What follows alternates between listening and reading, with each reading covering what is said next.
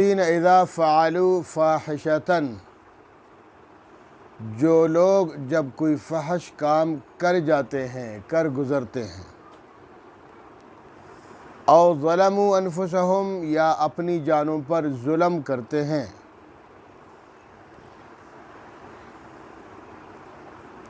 دو گناہوں کا تذکرہ ہے، فحش کام، اپنی جانوں پر ظلم۔ مختلف معنی ان کے ہو سکتے ہیں کہ فحش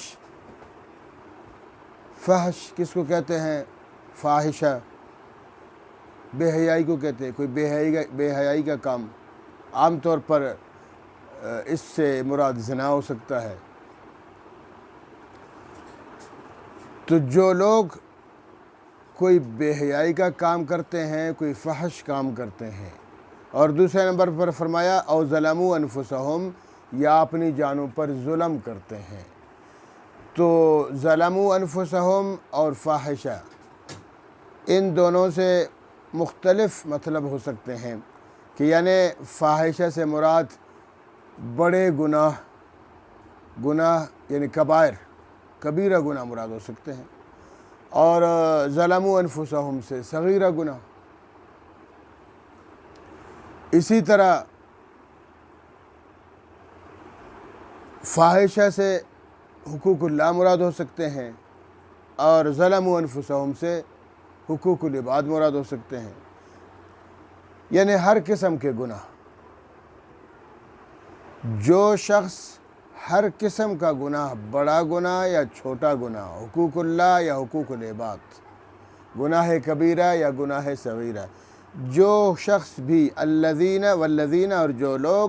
اذا فعلوا جب کر گزرتے ہیں فاحشۃ فحش کام، گناہ کبیرہ یا حقوق اللہ یا بڑا گناہ، او ظلموا انفسہم، یا اپنی جانوں پر ظلم کرتے ہیں، حقوق العباد یا صغیرہ گناہ، تو لیکن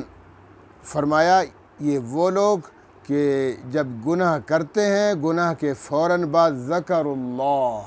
اللہ کو یاد کرتے ہیں، اللہ کو یاد کرتے ہیں، زبان سے یاد کرتے ہیں یا دل و دماغ سے یاد کرتے ہیں، یعنی گناہ کرنے کے فوراً بعد ان کو خیال آتا ہے کہ دیکھو، اپنے آپ کو مخاطب کرتا ہے، اپنے آپ کو خطاب کرتا ہے، اپنے آپ میں شرمندگی کا اظہار کرتا ہے کہ میں نے کس کی نافرمانی کی؟ میں نے تو رب کائنات کی نافرمانی کی، جس نے مجھے پیدا کیا، جس نے مجھے صحت دی، جس نے مجھے تمام انعامات سے نوازا، وہ میرا رب ہے، وہ میرا خالق ہے، وہ میرا مالک ہے، اسی نے مجھے اس کام سے روکا تھا اور میں نے اس کی نافرمانی کر لی۔ شرمندگی کا اظہار کرتا ہے اور اللہ کو یاد کرتا ہے، اور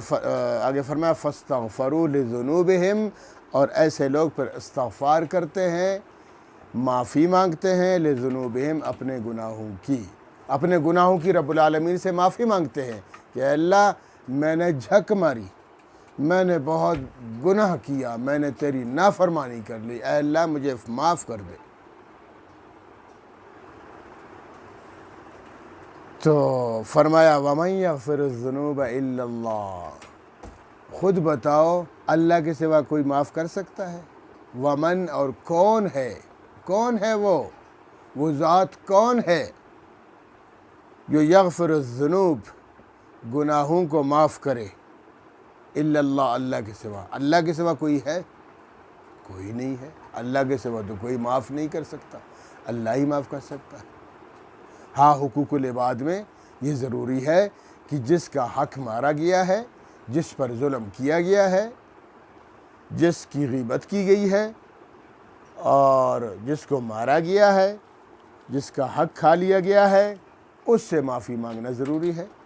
حقوق اللہ ہے تو براہ راست اللہ سے معافی مانگو، حقوق العباد ہے تو اس بندے سے جس کا حق مارا گیا اس سے معافی مانگی جائے۔ تو اس لیے فرمایا کہ ایسے لوگ جو گناہ کرتے ہیں، چاہے گناہ صغیرہ ہو چاہے گناہ کبیرہ ہو، چاہے حقوق اللہ ہو چاہے حقوق العباد ہو، گناہ کرنے کے فوراً بعد اظہار پشیمانی کرتے ہیں، ندامت کرتے ہیں اور توبہ کرتے ہیں۔ توبہ یہی ہے۔ تو اس لیے فرمایا وَمَن يَغْفِرُ الذُّنُوبَ إِلَّا اللَّهُ، اللہ کے سوا کون معاف کر سکتا ہے؟ اللہ ہی تو معاف کر سکتا ہے۔ اور آگے فرمایا ایک خوبی ان کی یہ بھی ہے کہ وَلَمْ يُصِرُّوا عَلَى مَا فَعَلُوا، وہ اصرار نہیں کرتے ہیں عَلَى مَا فَعَلُوا، اس بات پر ما فعلوا جو کر چکا، اس گناہ پر مداومت نہیں کرتا، بلکہ شرمندگی کا اظہار کرتا ہے، ندامت کا اظہار کرتا ہے، اپنے آپ کو خدا کے سامنے شرمندہ، اور اگر حقوق العباد ہے تو اس بندے کے سامنے شرمندگی کا اظہار کرتا ہے، معافی مانگتا ہے۔ وَهُمْ يَعْلَمُونَ، وہ جانتا ہے اور وہ لوگ جانتے ہیں، وہ نیک لوگ جانتے ہیں بے شک انسانی خواہشات